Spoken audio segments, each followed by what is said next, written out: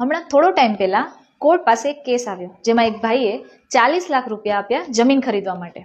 હવે બન્યું એવું કે ના તો જમીન આવી ના તો 40 લાખ રૂપિયા પાછા આવ્યા. તો એ ભાઈએ કોર્ટમાં કેસ દાખલ કર્યો કે મને જમીન અપાવો કાં તો કે મારા રૂપિયા અપાવો. બરાબર. ત્યારે જજે એક સિમ્પલ એમને ક્વેશ્ચન પૂછ્યો કે તમે 40 લાખ રૂપિયા કઈ રીતે આપ્યા છે? તો એ ભાઈએ એવું કહ્યું કે મેં 40 લાખ રૂપિયા કેશ આપ્યા છે. તો જજે કીધું કે 2 લાખથી ઉપર કેસ આપવા એ અલાઉડ જ નથી, તો તમે કઈ રીતે આપ્યા? ત્યારે એ ભાઈએ એવું કહ્યું કે મને આ વાતનું કંઈ જ નોલેજ નથી. તો જજે કહ્યું કે મને નોલેજ નથી એવું એક્સક્યુઝ નહીં ચાલે, કારણ કે સુપ્રીમ કોર્ટનું જજમેન્ટ છે કે 2 લાખથી ઉપર કેશ આપવા એ અલાઉડ જ નથી. તો તમે પણ ક્યારે કોઈ તમને કે ભાઈ 2 લાખથી ઉપર કેશ આપો તો ના આપશો.